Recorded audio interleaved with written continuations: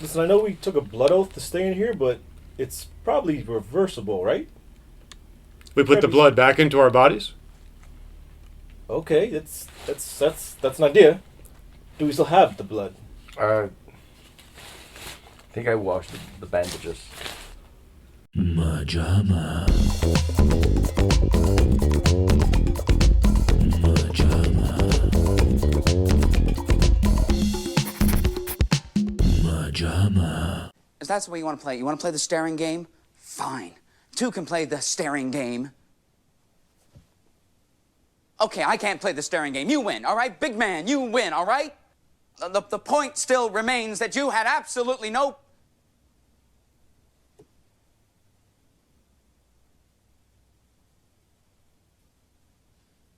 Okay, look, maybe this was a bad idea. Ah! Ah! Ah! Just let it come out. Don't Yes. pop. Take a breath. Welcome back once again, everyone, to MaJaMa Jams. From our couch to yours, we are MaJaMa, sitting around discussing other people's work to avoid doing our own. Now, I don't know what you guys expected when you clicked play on this episode, but get ready for the most emotionally charged episode of MaJaMa Jams in its short recorded history. And we'll start with a twist.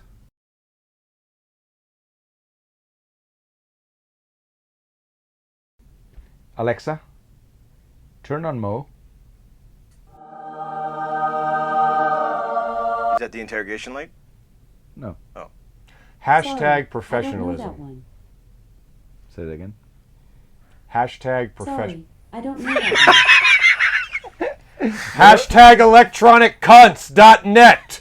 Shut the fuck up. He may talk politely to you, but I fucking hate. So today is an interesting entry. Now, I believe we, my brother, had been at least aware of this movie, but it was recently came into our consciousness through our beloved friend Conrad Lawson. Yeah, how's Conrad? How is Conrad doing? I hope the world opens and heaven swallows him up into constant ecstasy and peace, my friend. Okay. Now, Conrad recently said, "Hey, golly gee, I just watched The Wrong Guy." It's very easy to imagine Conrad ascending, you know?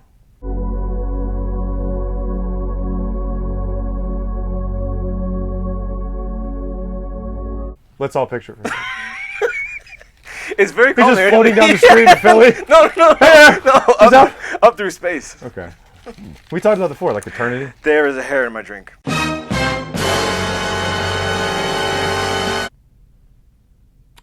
That's a problem. Is it blonde or is it? It's definitely not mine because I don't have. I don't even have hair that long. It's for your own. Whose job was it to fill the mugs?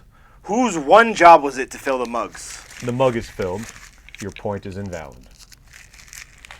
You didn't say fill it sans hair. What? So, JFC, getting on with it, our buddy Conrad recently told us that this movie, The Wrong Guy, 1997, starring Dave Foley, who we'll get into where he's from in a second, was available for free on YouTube. And it jogged my memory about it, and I believe immediately afterwards Why'd you make him buy it? I think it's easier for the transfer process. Not now. Sure. To download it, to cut it up for the movie, would it be the same? It depends on the quality. I don't know. I've done on YouTube. There are some good quality movies and there are some horrendous quality. So, All right, look. Well, the man has a problem. You don't ask me why you bought me weed. You know, just it's a problem that keeps going. Now, can I please finish my I don't even know what you're intro? talking about, so go ahead. Yes. So the reason that Conrad brought this up to us is because Mr. Dave Foley, and you may know this, is a member of the legendary Kids-in-the-Hall sketch comedy troupe, hailing from Canada, up there, comedy heaven. All the best ones come from Canada. So, a little bit about me and Matthew here. We were damn near indoctrinated into the Kids in the Hall. I started out watching them in my after-school days. They came on at 2:30. I got home about 2:45 and watched about 15 minutes of them before SNL came on. And I very quickly became utterly obsessed. One might even say they damn near gift-wrapped handed me my sense of humor. I cannot describe how massive of an influence they have been on the two of us. worshipful adulation. Like I said, indoctrinated is not a hyperbolic word. They are gods to me. They are everything. And I thought we'd be getting into them first on this channel because of their 1996 one and only movie, Brain Candy. Hey, you kids! Get away from there! Get out from under that lady's dress! Mrs. Herdecure? Are you alright? Are you alright, Mrs. Herdecure? Mrs. Herdecure?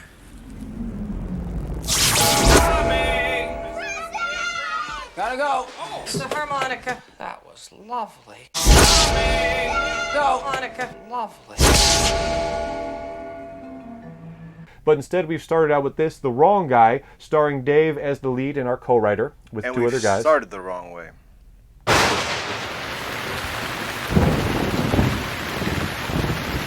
Why? Sorry, I'm just gonna make more digs because you're upset about it. So,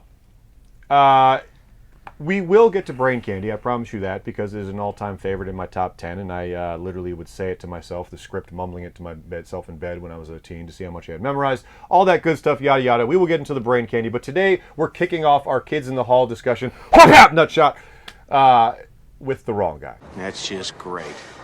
The reason I wanted to do that long intro was not just because I like to hear myself talk. That was about 50% of the reason. But Kids in the Hall means a lot to me, and I don't think that you can have a discussion about this movie without talking about them. So, Oh, you can. I can't. You promised more cameos. Yes. Promised more cameos. No, I think I said a cameo. Really? I thought you said Well- a few. I guess in the sense of what, Miss March, which is the Whitest Ooh! Kids film. Period brain again. I was just about to say. Trevor and Zach, right? Trevor and Zach, And they only had from Whitest Kids You Know, Whitest- did Miss March. I believe writers and directors, Trevor and Zach of Whitest Kids You Know, and not a single cameo from... no, but there was a cameo from one. There was? Either Timmy or someone else. Zach, Trevor, Timmy, Cat, yeah, that, Sam. Sam. What? Anyways, similarly here, sketch comedy troupes, you figure if one guy gets a deal, then everyone would be in. Miss March of the Whitest Kids You Know only had Trevor and Zach as the leads. Apparently he remembers one cameo, but not the other guys. So similarly here, although, again, should be interesting to note, in 1997 this came out. 96 was around the Brain Candy times. Dave was taken off because he got a news radio. Dave, if you have a moment, I have a few thoughts I'd like to share with you. Oh, yes, the Al Gore thing, yeah. Catherine, you're gonna be doing the Al Gore interview, okay? Thank you. I'm sorry, Bill, your thoughts? Why? Because I'm the boss, Bill, that's why. That's why, Bill. And I will not be manipulated, I will not be contradicted, and I will not be intimidated.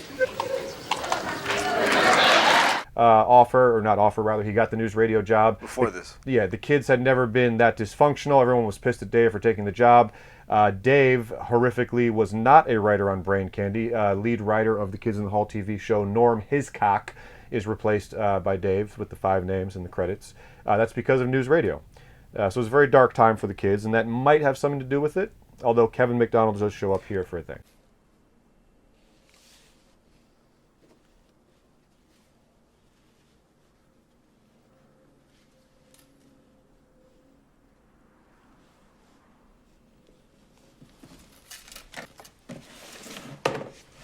That'll be $29.95.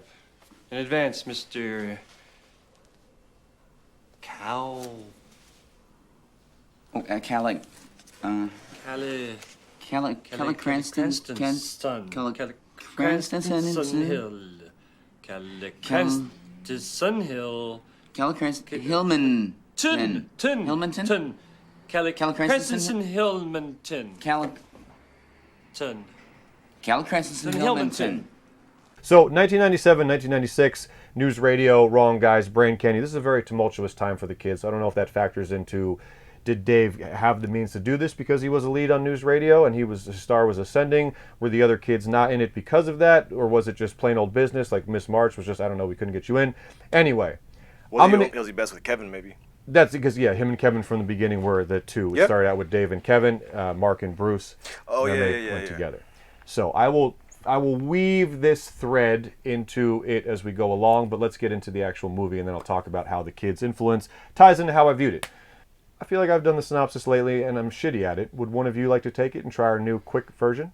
I I can try. Yes, Mateo wants to try. 5 lines? 5 lines. Yeah, you go ahead, buddy. You're good at this. All right. Or make it one. Yes. Or make it one word. Movie. Boom. There you go. It's a movie. Everything you need to know. So the movie is a case of mistaken identity of a guy who thinks he's the prime suspect of murder.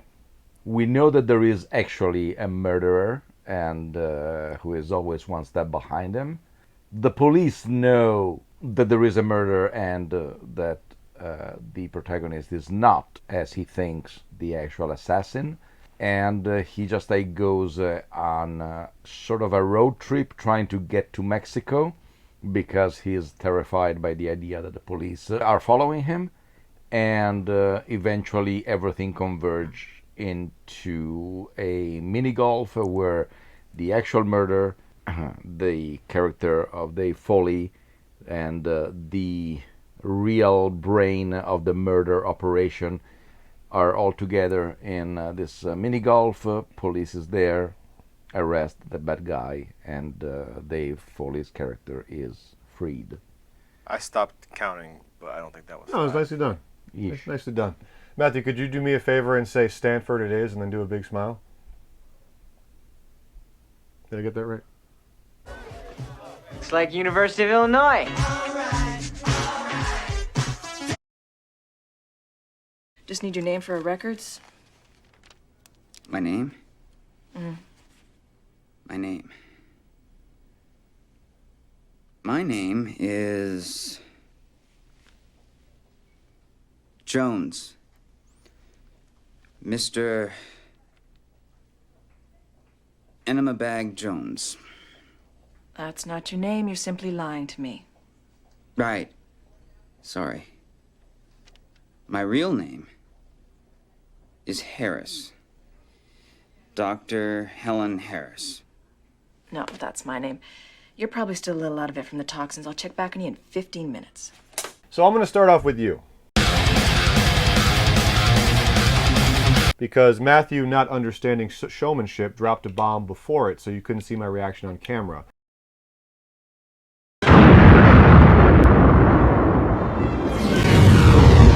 But this dumb cock-sucking piece of shit, I'm just kidding. I actually have a similar reaction, but you just went hardcore with it. So, more layered reaction than you, but I'm going to let him. No, if I restrain myself, you'll be harder. No. I spent the whole movie internalizing what I was going to say. The whole movie internalizing my layers of what I was going to say here. Were you even watching? So I'm going to let him start. Okay. I want you to tell me what you thought about it because you used a word that was quite shocking. I'm half kidding here. I get where you're coming from, but let's tell the audience what you thought. I didn't mean it was terrible. I just said it was terrible. We're using the two meanings of terrible. Yes. The positive meaning of negative. The editorial we. It seemed like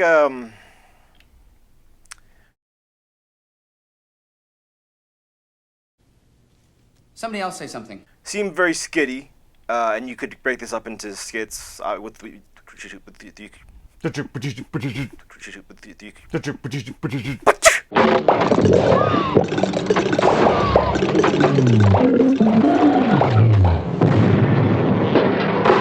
which you can do with any road movie.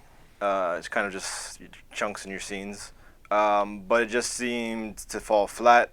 I don't think Dave can survive on his own as a leading man. Not that he wasn't likable, but from the very beginning was kind of even annoying and almost too verbal in his distaste for being not getting the promotion he wanted. Yes. Yeah, the whole boardroom scene. It just happened so fast that it almost seemed like, okay, we didn't even build that. I just can't believe what I am hearing. Then again, the same thing happened to Bad CJ Shark's my character, so I guess I should shut the fuck up. Stop this in your own movie. What? But yeah, it felt more SNL than Kids. Wow. Dave's never been one of my favorites, but I will always say he did Androgyny the best. Because he got propositioned when he dressed up as Jocelyn the prostitute. They actually had the guys proposition him while they were filming. Yeah. This is the first episode I get to be Mateo. This is what I wanted this whole show, when finally we can bring up something Kids or Fear and Loathing or Uncut Gems, where I can finally be the guy that knows a lot and rants. Not just sit here like a loudmouth idiot interjecting some dick jokes. Cocks! Man, this boy is talking some wild shit. Why don't we let... How many cocks? Mateo. And so many cocks! And you liked it! How did you feel about those cocks? Is the three dicks of the of Toady. You have aroused the three snakes!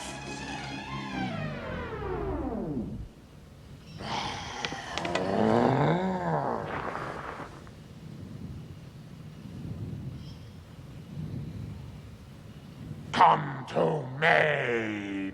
Now we're going to turn it over to Matteo Molinari. Yes. And we're going to find out what he thought about the movie before I unleash a deluge of analysis based on being a Kids fan. Matteo. What do you think? Oh, me. This one. Oh, yes. With the shirt. What do you think about the shirt? Man, it's A+.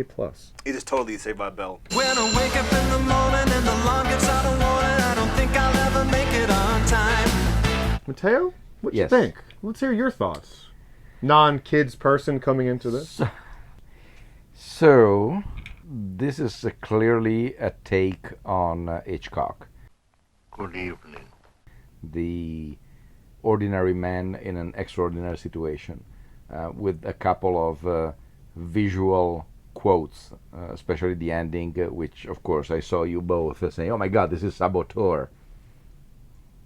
I immediately recognize it as Saboteur. I believe it's Sabotage. No. Come on, Fry.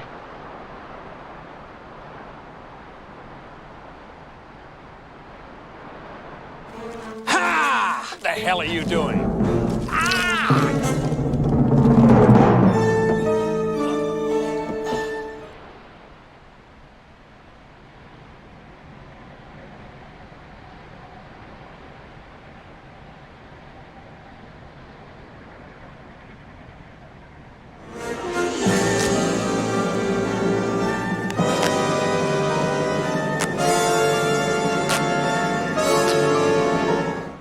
Tell him quick. The sleeve. Sleeve.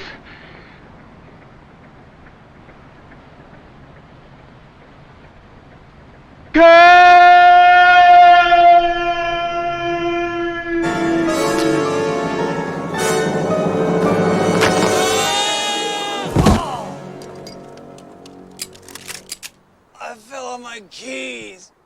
Actually, considering the fact, well, yes, okay, touche, because I was about to say, considering the fact that there was a miniature Mount Rushmore, I would have said... Hot Fuzz? No, North by Northwest. Thank It's the opening credits, definitely.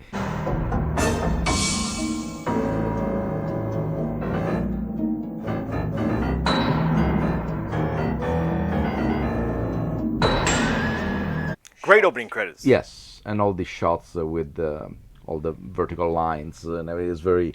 North by Northwest has that streamlining. Watch it the other day with Mom. Well, I was kind of half paying attention to it. No, Blasphemy. only North, Yes. not Northwest. Okay, I guess. But the end is actually down to the ripping of the sleeve. I thought I recognized that was is a the takeoff on exact. something. I thought The Fugitive. Die Hard? No, it's the exact shot-by-shot redone of Saboteur, with the only difference that the ending of Hitchcock's Saboteur happens really on top of the Statue of Liberty.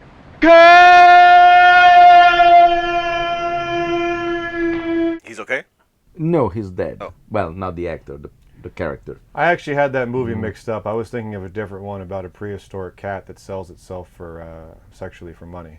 But that was Saboteur.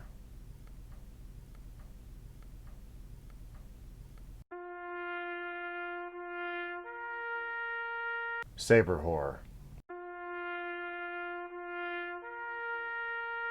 And also even the gray suit that Dave shows at the beginning, reminiscent of the Cary Grant's one in North by Northwest.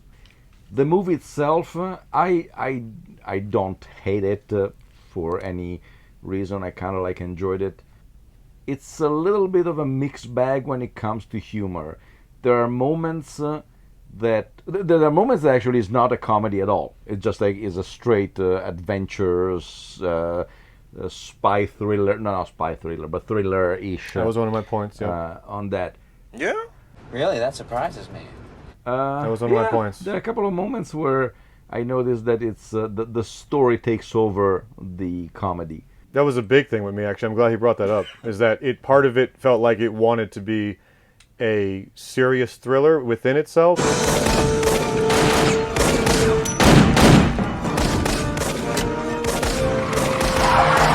But there wasn't and- much to do with it. There wasn't much. No, really, but it seemed there are moments. Sorry, go ahead. Just like that I say, okay, that's just like playing it straight with no. Yes. Mm-hmm. And then there are things like the bit with the cops.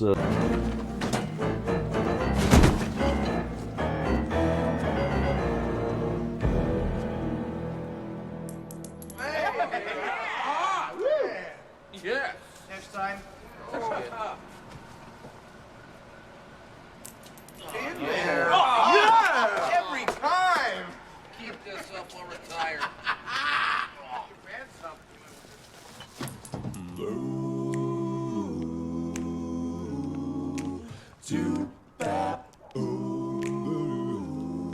Stop or I'll shoot. That you say, okay, this is almost like a Abraham Zucker bit that he is trying to leave the trash thing and the dumpster, and it's that there is always something with the cops, or when he gets the passage on the bus, there's a barber shop that he's dressed as one of them, pretty much.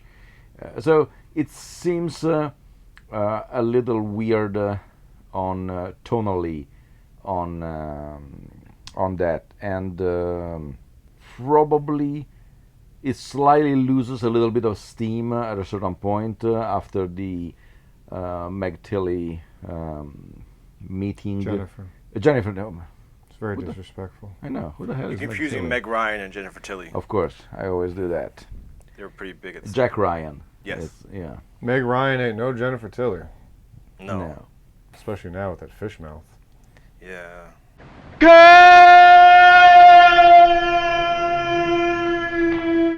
I guess that it needs a little bit of fine tuning in the. Yeah, a little tone in the deaf. Also, I have to say one thing that I genuinely like, and I really, really, really like, is the cop who doesn't give a fuck about his job. Detective Arlen. A guy covered in blood showed up at La Trattoria. You think it's a lead? No, our guy's too smart. Pulled himself into an air duct, didn't he? I never would have thought of that.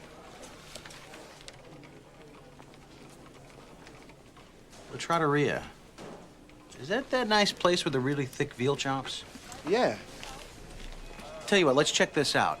Have the chef make whatever the suspect ate. I want to get into this cat's head. Also, have him throw a couple of those chops on the grill. I like the way he played it. That has to be the Santa Claus from Home Alone. So we spent the entire movie thinking that is the Santa Claus that Kevin goes to see for his wish to get his family back. The little sit on my lap Santa. Santa, hold on. Can I talk to you for a minute? Yeah, if you make it quick, Santa's got a little get-together he's late for. Okay. I know you're not the real Santa Claus. What makes you say that? Just out of curiosity. I'm old enough to know how it works. It is not. I checked the IMDb. It was one of the first things I wanted to do. What else did that guy do? You know, it's not a lot is the crazy thing. No, Santa guy. The Santa guy has a ton. That guy, I felt like, at least on Rotten Tomatoes, had like 4 credits. Fuck is he from? I guess he just has one of those faces. Not surprised. It was just a hunch.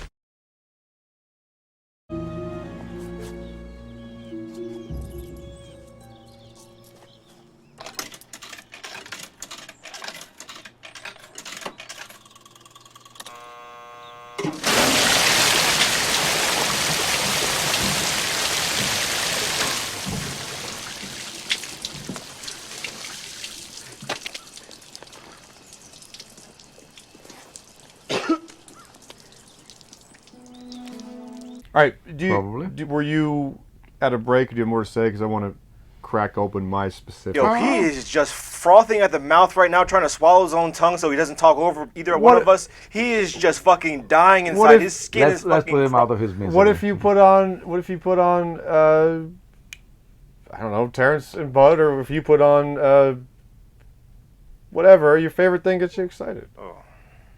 So I do like my favorite thing. This cannot be your favorite thing. Had No, you never seen it. I'm sorry. I mean, the kids tie-in is because to me.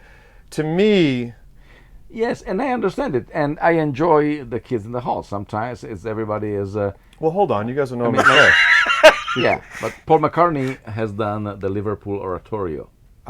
First of all, I was not crazy about it, and half of this is comedic. But Aha! But my Plus McCartney looks kind of like a homo in those PETA ads, right? Paul McCartney looks like Angela Lansbury. Paul McCartney. Oh. Wow. Murder, he sang. You can just picture Paul, for whatever reason, wandering through an alleyway and his bathrobe confused. It's like, does anyone remember how I was in the Beatles? So I don't know how to get home. No, I'm just imagining him dressed like Jessica Fletcher now walking through an old mansion. Okay, this must be it.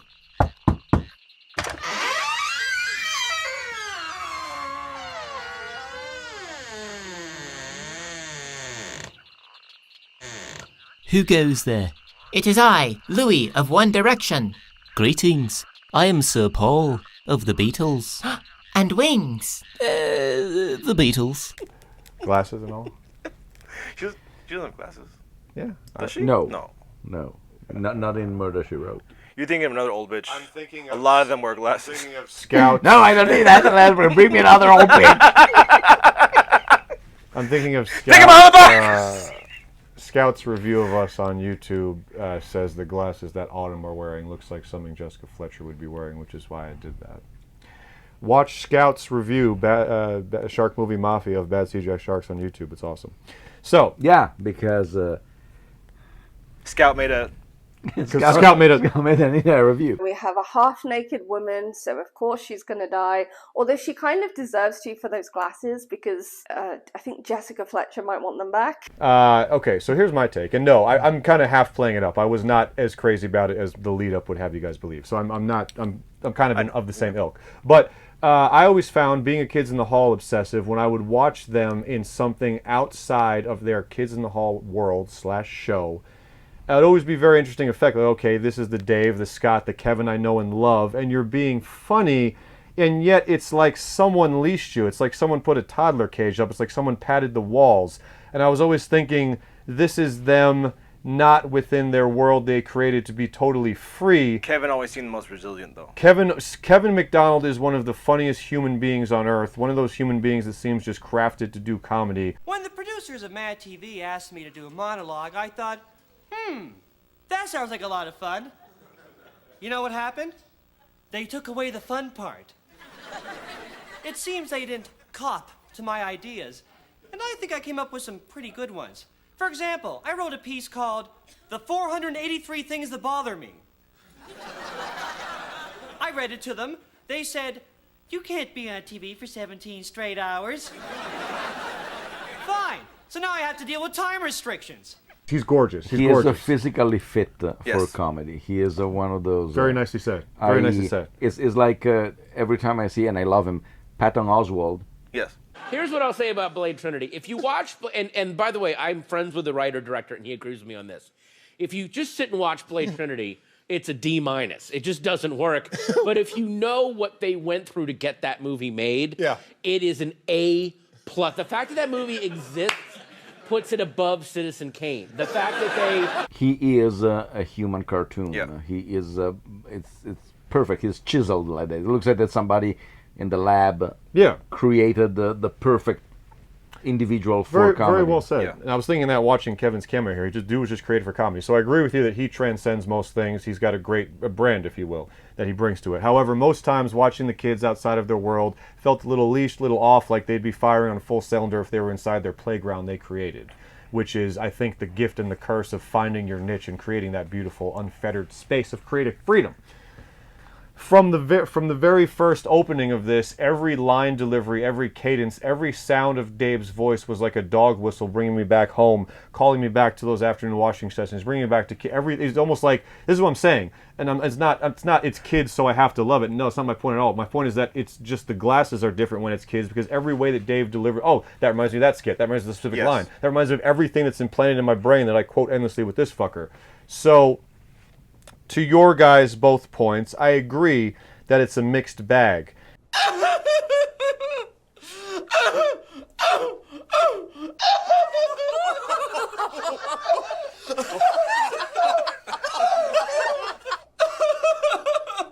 And tonally, it feels like, and I was trying to ask myself, because it's very dry and understated at times, or perhaps throughout, even when the comedy makes you cackle or a joke makes you cackle. And I was trying to remind myself, okay, Brain Candy is of a similar dry slow burn, if you will, and we cackle at it, but I don't know if you cackle when you... Characters fucking abounding Well, in that. what I'm saying is that I think the similar effect happened here where, yes, Dave is the lead, Dave was a co-writer, but I think the kids' brand came into a movie that I was very happy Matteo to say wanted to play the seriousness within the comedy. And I think it's this interesting snaking back and forth where a lot of jokes did hit with the devastation of kids. Like I didn't even think of like a Abraham Zucker with the cops singing around the fire. That to me was just like a kid's skit, like a bunch of cops sing like a hobo anthem about a lost gangster girl around, seemed perfectly in tune with the kids. But a lot of the jokes were weird because they did kind of just thud. What? And it's almost, funnily enough, I hate to use such a self-involved example, and no one will know what this is, but we spent a very long time before Bad CGI Sharks working on a script called Super Zeros. And I remember at a certain point there were so many bits that were just hilarious, painfully so, even us just cracking up reading them the 70th time. But then there were lines that just seemed kind of like we'd go through like, wait, why is this in it? This just falls flat. Let's cut out the fat. And there were jokes like here, that, where I was like, I saw what you were going for, and yet I'm trying to think the Mexican standoff. Freeze! Put down your weapon. No. You put down yours or I blow a hole through this guy's head.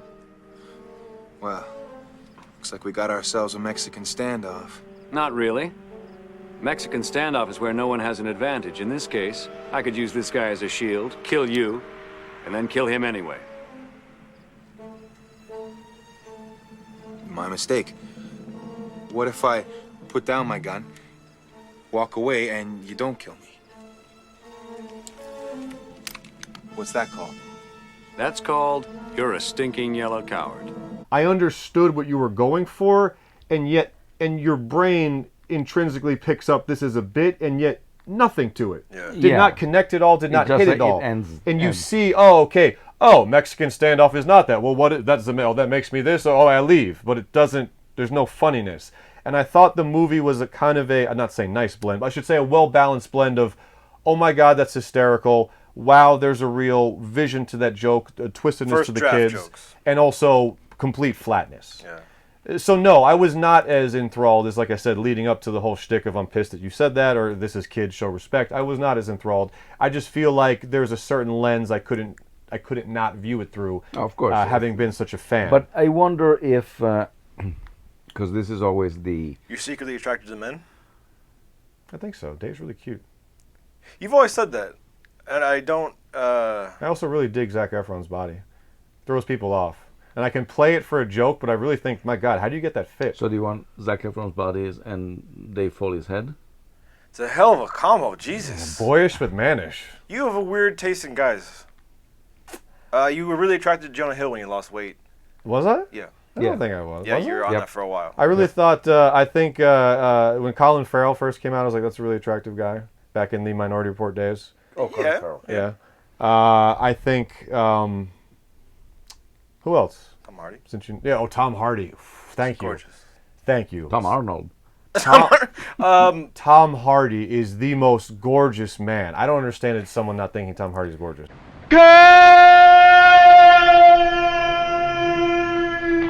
The movie is very subtle and slow burn, and I feel like with some jokes, that is just like a mwah. That's what I expect from Dave, and then some jokes, like I said, just thud. Like, what were you? What is the? I wonder. I mean, I don't want to say this is like classic speculation. It would be interesting to hear the commentary. Very much so.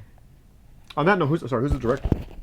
David Steinberg. David Steinberg, who makes a cameo in the movie. Yes.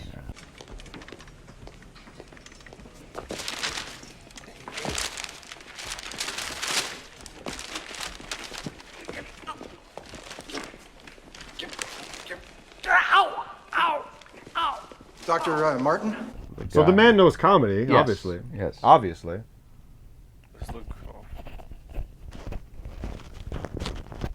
There we go.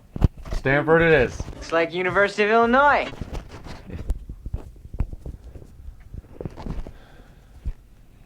Worse? Yeah, no. Worse? Yeah. It's magic. Clearly, I think that this was another, beside news radio, It was another step away from the new kids. The new kids. On the block. The kids in the... I knew that it didn't sound right. The Kids in the Hall of Dave Foley say, okay, I'm not doing only that. This is going to be something different. All a little too fast. We're doing just fine. Is, that your car? Yes. Of course it's my car. Why would I be driving someone else's car when I have my own perfectly good...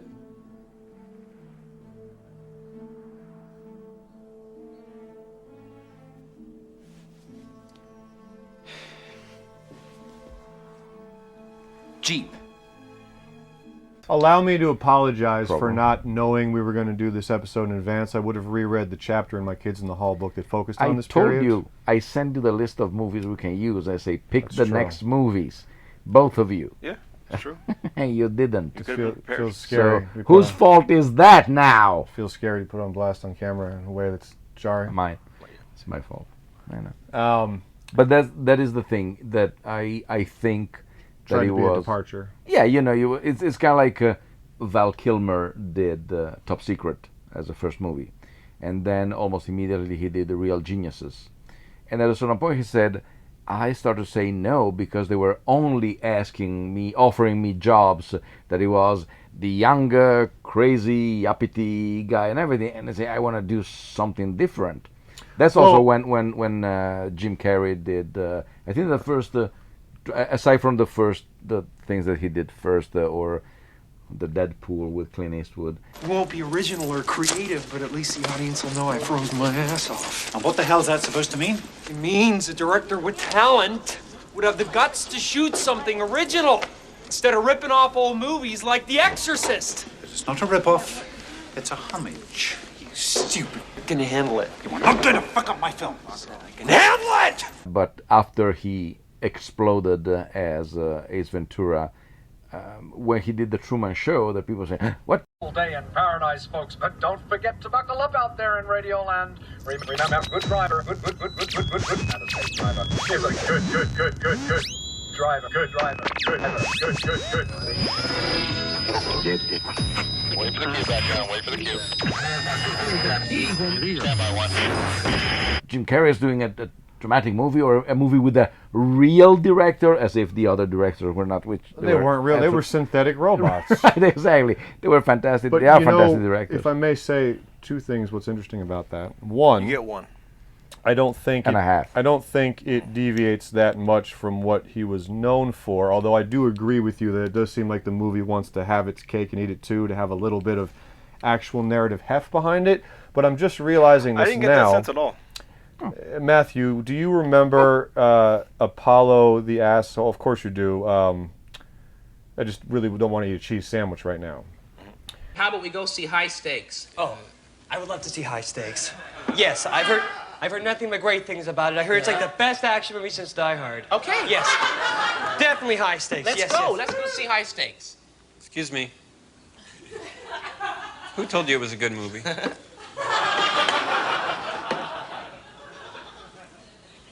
People?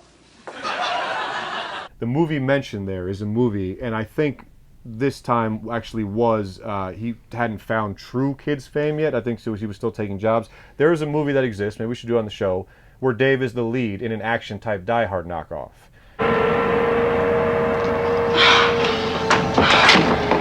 Oh, do you realize what this is? A door. A big door. A big Nazi door. Am I close? Door, Bo. The door between us and the treasure. How do we open it? The movie that's mentioned, we go see. I think they like say, because I've heard it's the best action movie since Die Hard, and that's a joke because it was clearly a flop that wasn't. That's Dave is the lead in that. It was supposed to be a parody of Die Hard. No, I think it was supposed to be serious. Dave wasn't actually. With Dave Foley as the lead? That's what I'm saying. So what's interesting about Mateo's statement is I think Dave had already nabbed a lead role, albeit probably didn't go anywhere, and also this doesn't deviate that much. So from the Septum.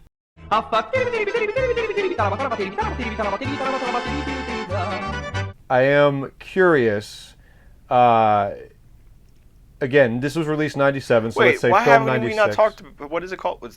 Called High Stakes? I want to say High Stakes. And and now I feel a weird feeling inside because, based on what Mateo said, I could have had all this planned out. Passion doesn't equate knowledge. Right. It's true. It's true. It's, that's what... Joke. Many common household items can be used as deadly weapons. Friend, I could kill you right now using 2 tea bags and some wax paper. How? I can't tell you. Fine, I understand. So, another thing that popped into my head when we were watching this... Wasn't there 2 points to that? Yeah. That 2 points was that Dave already had a lead role and that he didn't try to deviate from what he was known for. That I can't was believe... kind of on But brand. when he had the lead role, was he already in the Kids in the Hall? That's the thing. Because, for instance, Jim Carrey did Rubberface. Mm-hmm. Ooh, hats! I love hats. Hats are a Maroney tradition. I need something that'll show my suave personality. What suave personality, babuchka? No świeci koklecie. What are you trying to say? I was born at the corner of 53rd and 22nd. You know what that is? Well, it's not right on the corner, but it's near the corner. You play golf? That movie was before he became a household name, as Jim Carrey had a few movies before he exploded. What was as the vampire one? I'm sorry? The vampire Once one? Bitten. Once Bitten? Le- Yeah. Lisa. Never seen it. Favorite Yes. movie. Matthew, we have looked up a little bit about High Stakes. It was mostly on point, but Matthew, what is it? It's a little... A 1986 film. The character Bull Baker, played by Dave Foley, imagines himself to be a private detective, but does not work in a detective agency. He works at a TV news station for his abusive uncle and fantasizes about a 1930s film noir gumshoe. Sounds I like it had a to have similar tone. Yes. Mistaken identity and plays to Dave's strengths of wide-eyed innocence, idiocy. This almost seems to be almost the same kind of... Well, I'm sorry. I should also note, I did say this movie was apparently based on a sketch idea Dave had when he was on Kids in the Hall. And also... That makes a lot of sense because it seems like it could have been... A great 5-minute sketch? Yes.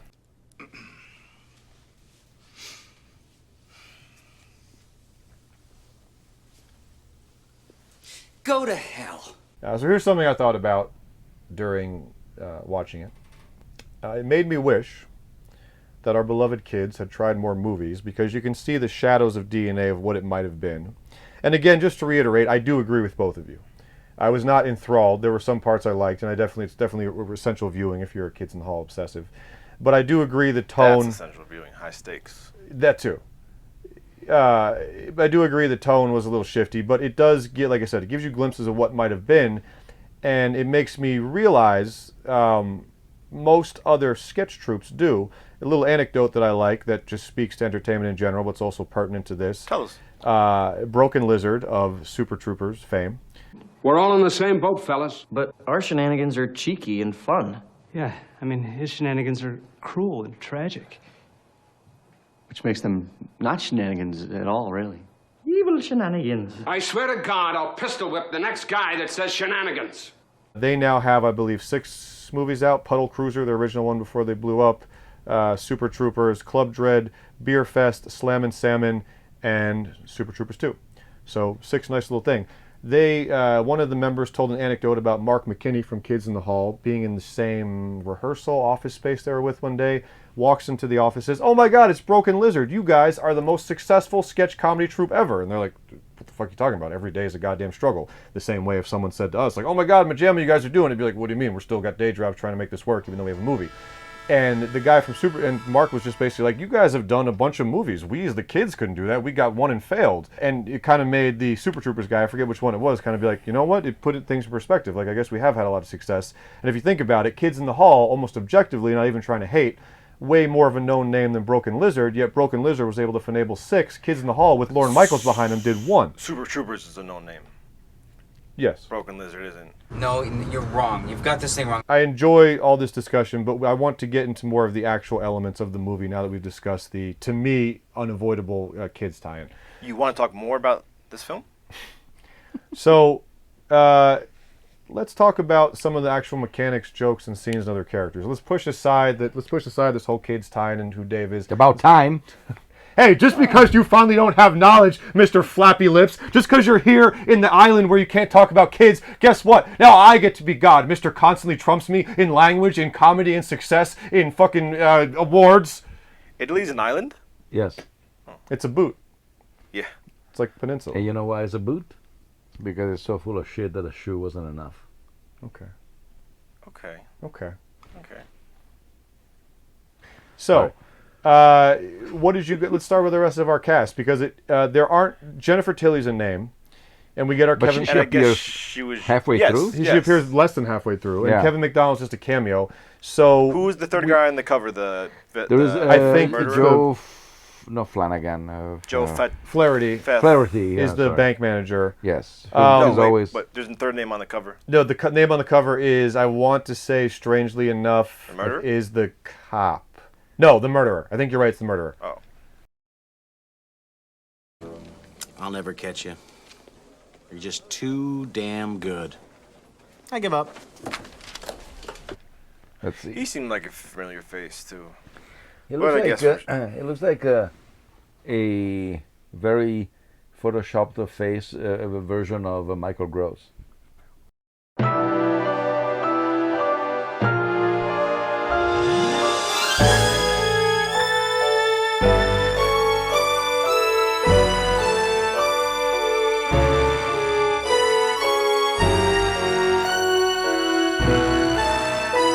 Fuck, I have someone in my head he looks just like, and the Same. scene is I'm trying to burning think in. I of, can't think of the movie.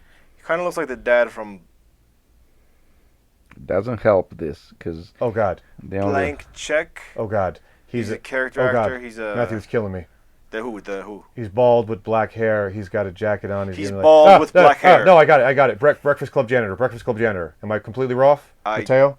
Breakfast Club janitor and our villain in this movie, the hitman. I don't even remember the Breakfast janitor. Club I janitor. don't even or remember. hitman. Yes, I don't remember the. Could there be a all. janitor in That's the what I'm Breakfast picturing. Is there? Janitor's one of the main stars of Breakfast Club. The old valedictorian who now the janitor. The whole resonance of. Are you sure? I'm not. I'm saying I think he looks like this guy. But No. Yeah, you Is should there a have janitor? that character in there. Am I sure if there's a janitor in the Breakfast Club? Are you fucking kidding me? Of course I am. Yeah, He's of an course. essential part to the plot because he's supposed to represent the fact that he was once. I only feel more confident because Mateo's questioning I'm it too. completely blanking on that. Yeah, same. Yeah. Really? I Principal- thought you guys were kidding because it's such an iconic. Yeah, we are. Sure. It's a joke. Yes. Clearly fooled you. You guys think I'm just some untouchable peasant, serf, peon, you know?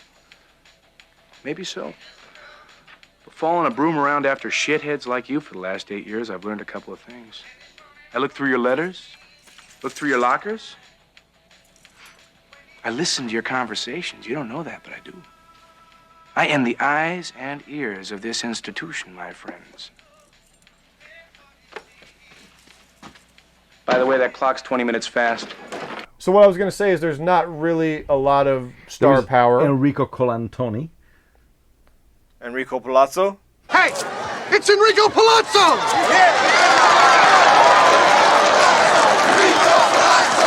He saved the Queen's life.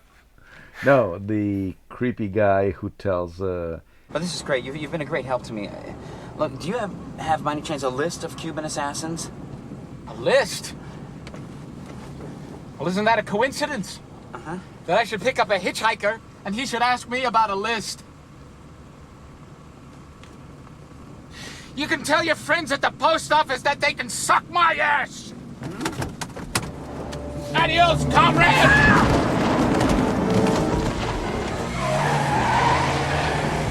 Oh, you know that guy?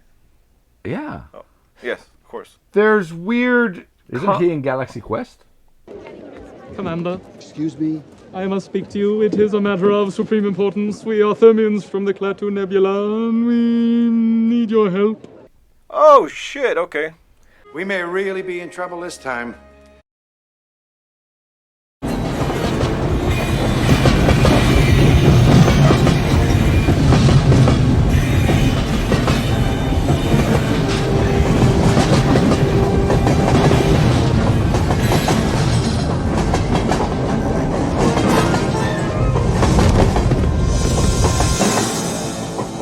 I can't believe I didn't say this right off the bat.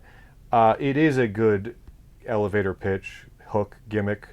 what you want to call the movie language of the hooks that make this Yeah. work. But, Oh. and I can't believe I didn't say this right off the bat, I think the main problem of the movie is it doesn't utilize and stranglehold it as Yes. much. Like when you can always Yes. tell when you got to. There's two things. The There's good extremities you would gimmick, go to and get then out of there's situations. milking said gimmick Yes. properly. The best movies are when you hear the hook, and then step one you're like, oh, that's the hook, and then step two, did they deliver? And they do. Oof, that's a good movie. This one, great hook, and I think that's part of it. I know, again, we know the innocent, boyish Dave face, man on the run, mistaken identity. I did not think the movie utilized its hook well you should enough. be having it didn't himself. just. Oh, you should I be expected having, a guffaw yes, fest. you should like, be oh my having him God. getting into horrible situations that are actually getting him to do illegal things because he thinks he's already a suspect. When he's just kind of keeps running and bumping into the farm family and then falling in love with Jennifer As I was Tilly. watching it, I had a thought. And once again, no, not once again. And first of all, I have to say I was not bored with the movie. Yeah, I was more, I don't want to say frustrated because of all because as I was watching something, I was expecting either something more. Maybe we are also to use the two movies with a high quota of funniness in general, but Who can map the human heart when...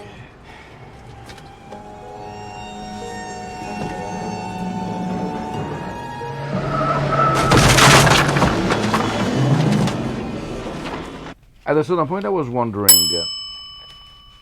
since we find out, give or take halfway through the movie, that the real responsible for the murder at the beginning is the future son-in-law of the victim, who is a guy who now I assume he has become the director of the company for which Dave Foley was working for. I think the synopsis I read said he did it just because he wanted the position quicker, which is kind of like, right, okay, but you were going to get it. And we find out halfway through it that he was the guy who said, kill my future father-in-law. But I was wondering... Oh, yeah, I didn't even question that. I'm sorry? Yeah, you why? didn't care about that point. Yes.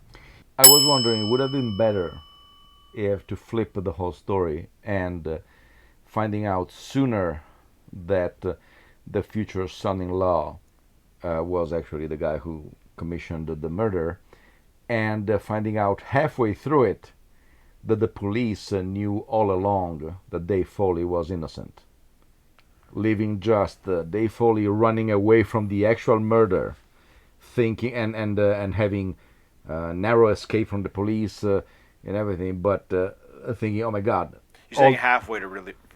Halfway revealing that the police say, yeah, he's not. Okay. We have it on tape, but he's not the killer. Because you still get the hook, but you still get enough time with the actual stakes involved. So you just you flip the story a little bit. I don't know if it would work. No, you just convinced me that the hook was not handled properly. Your breakdown just convinced me that maybe there's several ways you could do it, but no, it's not milked properly. And once again, as much as I love the cop who doesn't give a shit about the whole thing, which is it works as it is because he's sprawled throughout the whole movie, that you start to see him say, okay, let's do this, okay, let's do that, and it's out of my hands. Oh, fine, they want me in. Okay. Well, Jimmy, apparently the killer hasn't been to this French restaurant either. Well, sir, we have no reason to believe he's anywhere in New York. Well, maybe that's what he'd like us to believe. Jimmy, call Ticketmaster, get us 2 tickets to that Moby Dick musical. I don't know if it would have worked better. That eventually you find out, you, the audience. I mean, we're already one step ahead of Dave Foley because we learn very soon that he's not even the suspect. But I wonder if having him thinking that the police actually is after him, and instead we find out that they never. It would almost invest you a the little hook. bit more. Yes, exactly. The whole hook is supposed to be he's not in danger, and yet listening to Matteo restructure the plot, I'm realizing the detriment is that immediately there's no danger, and that's supposed to be the fun, but you get to that so quick that the hook is like he's not. When you're with Dave, you're like, the idea is you're supposed to be like, hey, stupid, you're not in danger, and yet the way it's set up is like, hey, stupid, you're not in danger, to the point where you're like, why am I invested in you? doing it. And again, I know that wasn't entirely detached, but you're right that you don't feel like, oh my god, and he doesn't even. You're like, oh, it's something doesn't gel with the way the hook is done. If you're gonna have that hook, you're gonna have to really use it. Otherwise, you got to go with something like you said, and actually make you a little bit more invested in Dave, build up the story a little bit more, and then have an actual twist and a reveal halfway through. Oh, that looks pretty bad. We probably should do something about that. First, we better disinfect it. I really don't think that's necessary. It's really just... Ow, my eye! Sorry, Ow, burning! Ow, burning my eye! Ow, Here. ow, please stop! Oh, please stop! Sorry. Please Just stop! making things worse, aren't I? No! Do you guys feel weird right All the time. here when Jennifer Tilly talks? Just right... I have no feeling down here anymore. I feel weird right here when Jennifer Tilly talks, and I don't know exactly how to explain that. I find her. It's a very. I'm always incredibly confused because I found her both. Yes.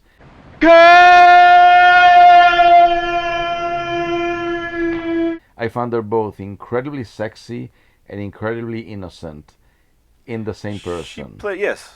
And it's very, very, very confusing to me. Believe me, there's a large margin of porn based on that confusion. Yes. Because contrary to popular belief, I did have sex. With Jennifer Tilly? No. Yeah. And, but it's... She genuinely confuses me because 1 second... She's hot and heavy on me and then not asking about calls. Yeah. So let's go back to talk about your attractions, Dave Foley. What? You know what? Yeah. You know what? What? Don't touch me. I think this is an interesting example of, like we talked about, a lot of this stuff might work like gangbusters, which is a phrase I still have no fucking idea how it came to be. We looked it up one time. We did look it up one time. I'm just stupid and forgetful. We all know this. And it came out that it was a typo from Ghostbusters. It's gone.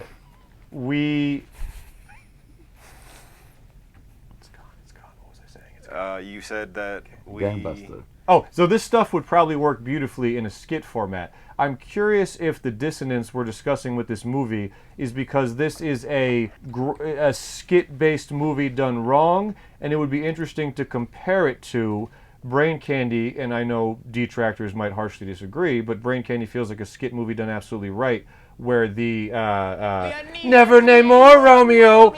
Again, like you said, just SNL takes a recurring character and fucks it for 90 minutes. Kids, no, we're going to give you actual new characters, actual story, and then cameo from recurring one, cameo from recurring, and the way it's set up feels like that's an organic, and especially because the theme of the movie is humanity's happiness. What about this guy? What about this guy? What about this guy for 5 seconds? So the popping up how works. How this character act on the drug? Yes, how this exactly. Character act in this world. Very beautifully tempered, wonderful use of recurring characters. This almost feels like an example of a skit-based movie gone wrong, where you can see the stretching, if you will, where you're like, that would have worked gorgeously within 2 minutes confined. Yeah. Where stretched, it's like the killer character could probably devastate with laughs in a 3-minute sketch of the cop. Forgive me, dude. I'm sorry to bring up all these kids' skits, but the cops chasing the people and they stop at the diner and they're still trying to get there in time. That type of killer character within a 3-minute sketch might work amazing, but when you stretch it to that type of stoic guy for 90 minutes, you get a lot of like, what is this scene with the killer doing? Or you have to make it more of a... I guess that's what you guys are referring to when you say it's more of a story. You felt like it took itself more seriously at times, but like I don't think there was even enough to really tell to make this an interesting story if there was not a comedic element to it. Like, what would you really say happened if there weren't jokes and just farcical shit thrown in? What was it really about? Man, who fixed the fence?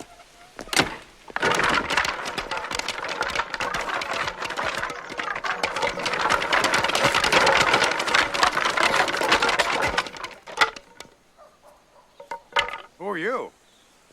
Oh, I'm Nelson. Lynn hired me to be the new handyman. Well, she's got a big heart. Oh, you must be your father. Hi, nice to meet you. Now, if you'll excuse me, I have to glue this fence back up. 3rd time's the charm. It's strange. It's one of those strange little nuggets that almost feels it would be better if it flat out sucked, because like you said, Mateo, good word, frustration. It's almost like if it flat out sucked, you're like, whatever, misfire, but there's enough, at least to me, goodness in it. I'm like, damn it, if you scrambled this up in a pot, you could be like A+. Another thing that I forgot, which is also pure Steinberg, the fence gag. I love the fence gag. But the thing that I like the most is the establishing shot of the house.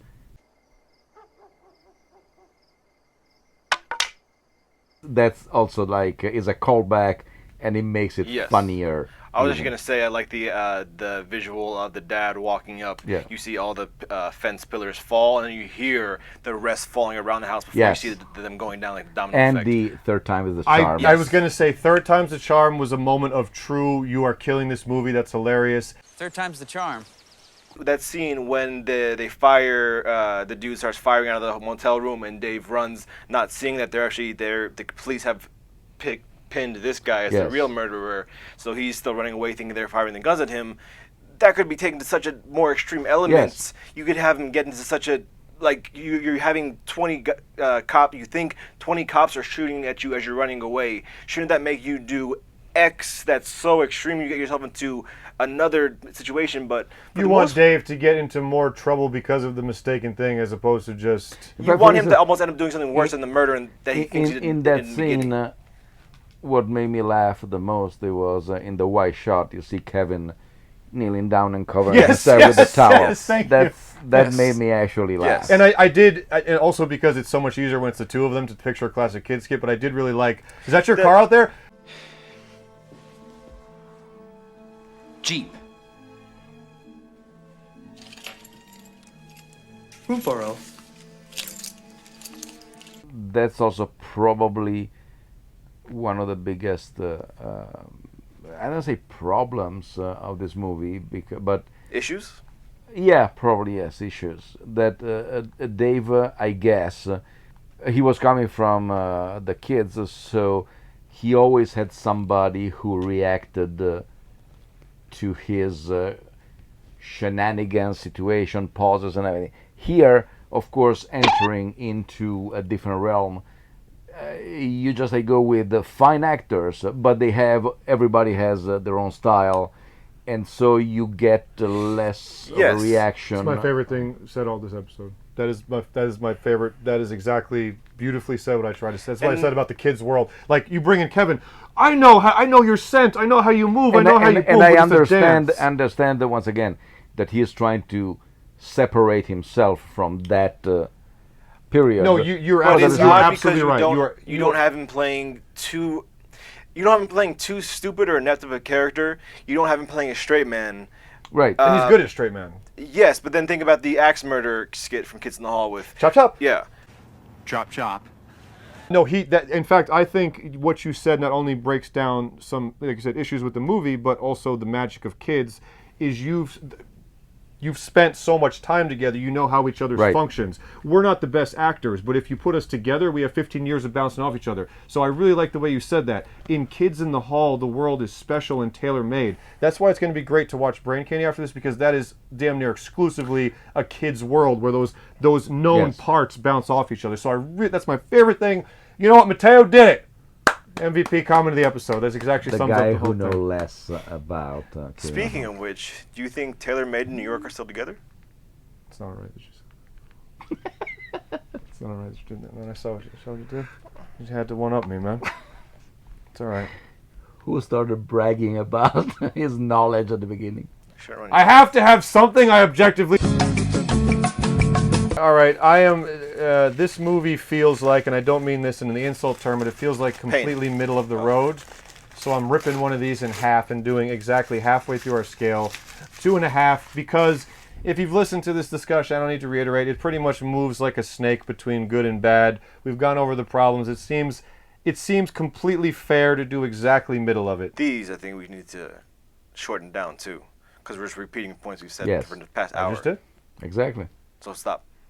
So 2.5, complete middle of the road.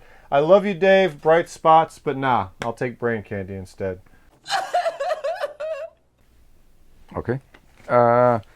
I go with the same same voting for what I said before. If you were distracted, well, too bad. 2.5. I'm gonna go probably a little harsher. There you go, Jimmy. I'm gonna go with 3. Wow. And a half. You know, I'm gonna go with 4. They raised you, man. Wow. I really didn't. They raised you. I really this couldn't right? get into it. Give me a movie with Dave and Kevin on this journey as a straight man and and as a goofball, and I think you could do it. They both think they're wrapped up. You both think they're wrapped up in the murder, or the best friends. So he wants to help his best friend who thinks he committed a murder. Give me something better, but I don't think Dave shines on his own.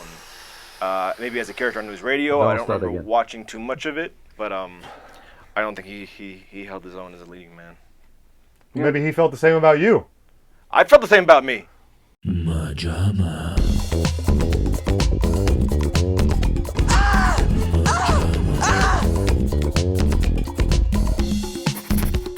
Well, guys, like I told you, it was an emotional episode. We felt a little weird inside, you know? No, you felt a little weird there. We felt a little weird here. For Jennifer Tilly or Dave Foley? Both. A little weird here, a little weird here.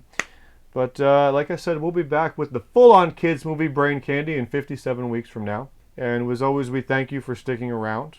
And if you've made it this far, drop us a comment, say hi, say we're dumb, say the show sucks, say the show's good, give us a recipe for baked ziti. Our mom's got one, maybe we could use more than one. She's going to be pissed when she heard that, but it's just an improv joke. It's just an improv joke. It just came out like that. Just You came weren't out planning like that. I wasn't planning that. She's going to see this, you know. Yeah, no. Just cut that part in two. Hello, this is Chef John from foodwishes.com with the best baked ziti. That's right, I am half Italian. MaJaMa.